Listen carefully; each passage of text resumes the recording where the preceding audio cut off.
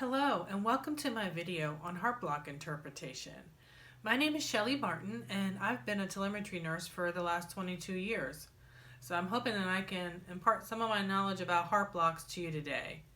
This video is intended for the experienced telemetry nurse who's already had a basic EKG course and is just intended as a review. So if you haven't already had a basic course, you may want to do that first and then come back to the video. So my learning objectives for today are that you'll be able to apply a stepwise approach to your ECG interpretation, that you'll be able to correctly identify heart blocks on a telemetry strip, and that you'll be able to take appropriate nursing actions for your patients. And what I'd like to do is first go over a 6-step method to EKG or ECG interpretation that you can use not only in heart blocks but in interpreting all of your rhythms. And then I'm going to go over the 4 different types of heart block that you're going to see in clinical practice. And then we'll finish with a demonstration on how you put those that 6-step method into practice to interpret heart blocks. So let's get started. The 6-step method for heart block interpretation includes first, calculating the heart rate. Determine the regularity. Is it regular or irregular? Determine if the P waves are normal and if there's a QRS after each PRI interval. Measure the PRI interval, measure the QRS measurement, and then make your interpretation. So let's look at each of those components in a little bit more detail. First, calculate your heart rate. And the easiest way to do this, and the best way to do it if you have an irregular rhythm, is just to count the number of R waves in a 6-second strip. So you would count 1, 2, 3, 4, 5 times 10 to get the rate of 50. Or you can choose the large box method where you count the number of large boxes between 2 R waves and you take the number 300 and divide the number of large boxes, or divide 300 by the number of large boxes. Alternatively, you can count the number of small boxes, and remember, in each large box, you have 5 small boxes, okay? So you'll count the number of small boxes between the 2 R waves, and then you'll take that number and you'll take 1500 and divide that number by 1500. So for example, between this R wave and this R wave, and I know you can't see it, so you'll just have to trust me on this, there's 19 small boxes. So it would be 1500 divided by 19. Okay, got it? All right, let's move on. Determine the regularity, and for this I recommend that you have calipers or a piece of paper. And I'm going to use the piece of paper method because I don't have calipers big enough for my TV. And you'll make a mark on the R waves and the next R wave, and then you'll see if it matches the rest of the strip, and in this case it does.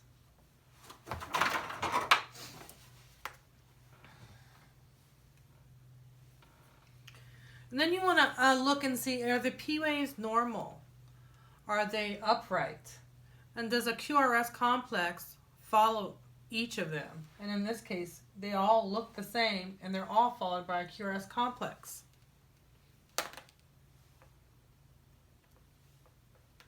You want to measure the PR interval, and it should be between 0.12 and 0.20, and you measure it from where it leaves the isoelectric line here and at the start of the QRS complex. In the same way, you measure the QRS interval from the beginning, where it leaves the isoelectric line here, to where it returns. And that should be less than 12. And then you're going to put all those things together to come up with your interpretation. So let's look at the 4 different types of heart block. First, we have first-degree AV block. And this is actually not a true block, it's just more of a slowing of the conduction.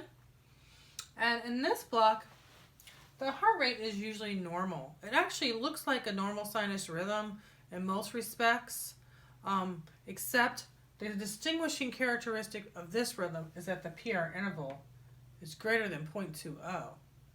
So you're going to have a normal heart rate.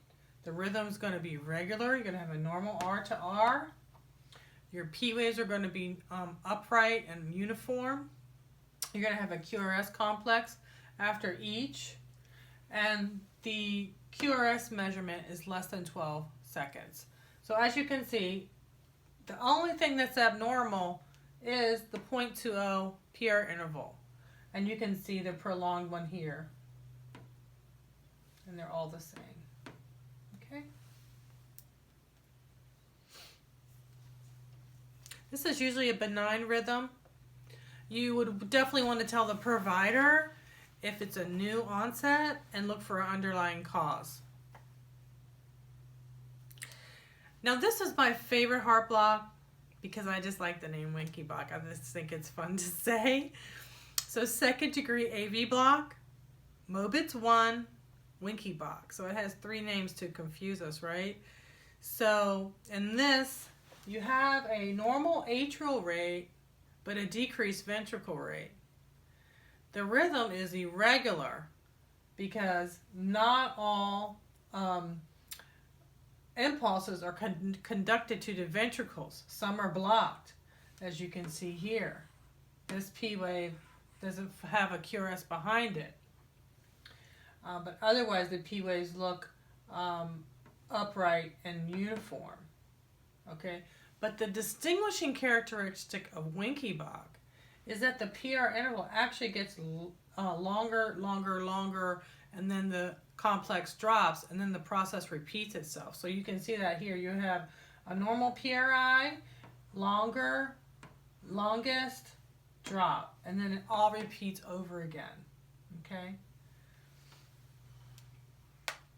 And the QRS measurement is normal. So this is also usually well tolerated by patients. You want to look for the underlying cause, notify the provider if it is a new rhythm. Anticipate oxygen, maybe some atropine, or external pacing if the patient does decompensate for some reason. In second degree AV block Mobitz 2,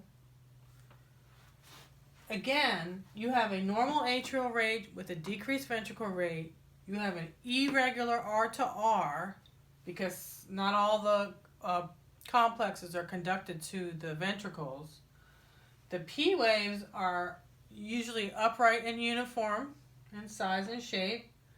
And the PR interval here is constant. Remember in Winky block it got longer, and it dropped? Well, here the PR interval is constant. It can be normal or it may be prolonged, but not every P wave is followed by a QRS, so some of them gets dropped.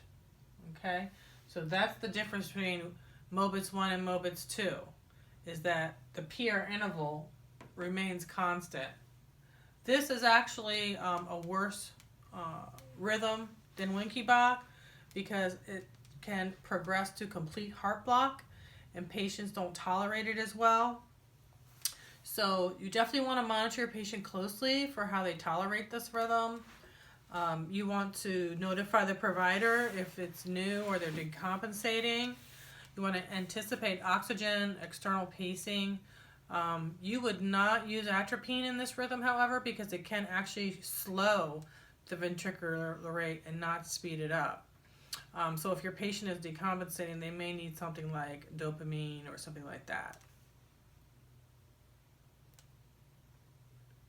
So in third degree AV block or complete heart block, you might hear it called, is a complete disassociation between the ventricles and the atria. They're doing their own thing, but they're beating in a regular way. So you're going to have different ventricle and atrial rates, and the rhythm is going to be regular, okay? Because even though they're disassociated, they're they're beating in a regular way. But the P waves are going to be outnumber the QRS complexes. So you're going to have way more P waves than QRS complexes. Sometimes they might be multifocal, but most of the times they are upright and uniform. And again, you're going to have more P waves than QRS. The PR interval is not measurable because there's a dissociation. And the QR measurement is either normal or wide depending on where the pacemaker is located for the ventricles. So this rhythm is not as well tolerated. You want to monitor your patient's vital signs closely, monitor them for decompensation. They're probably going to need a permanent pacemaker, so you may have to get them ready for surgery. You definitely want to have oxygen, external pacing wires handy in case you need that. And this patient may need a dopamine infusion as well.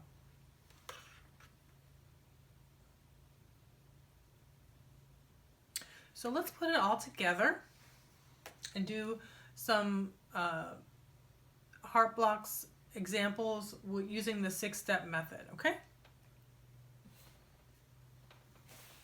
So here we have a rhythm that is 1, 2, 3, 4, 50. That number 50 seems to be coming up a lot today. Maybe we should play that tonight in the numbers. Okay. It looks like it's irregular. There's this big gap here. P waves. Wow. They all look the same, but look. It gets longer, longer, longer, longer in a drop beat. So what does that tell us? That's right. It's a Wenckebach, second degree Mobitz 1. And then, in this case, the QRS measurement is normal. It's 0.06. Okay, in this example, look at all those P waves. The ventricular rate is 50. See, 50 coming up again. 1, 2, 3, 4, 5, 50. The atrial rate is 90. You'll just have to trust me on that. It's regular. As you can see. The P waves are all uniform in size and shape, but they're not measurable. The PRI is not measurable. It's not associated with any of these QRS complexes. And the QRS is normal. It's 0.08. So we know that this is third degree AV block. In our next example, the rate is 50. It's irregular. You can see that big gap here. The P waves are uniform in size and shape, but some P waves are not followed by a QRS complex. The PR interval is 0.12 and the normal leads though. And the QRS measurement though is wide. It's 0.14, right? So we know this to be second degree AV block because the PRI is constant with a drop beat.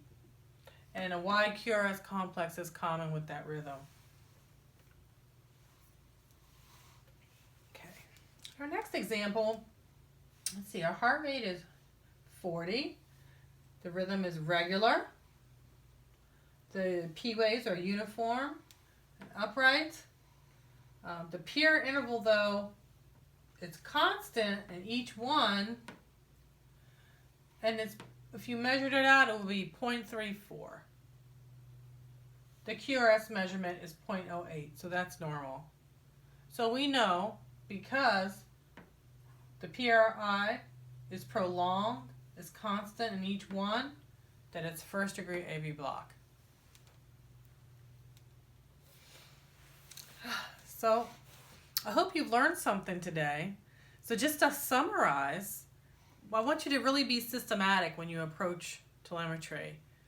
First, always calculate the heart rate. Look and see if the rhythm is regular. Look at your P waves. Are they uniform in size and shape?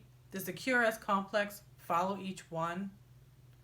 Is your PR interval less than 0.20 is your QRS less than 0.12. And remember, first degree AV block, its distinguishing characteristic is that the PR interval is greater than 0.20, but everything else is normal.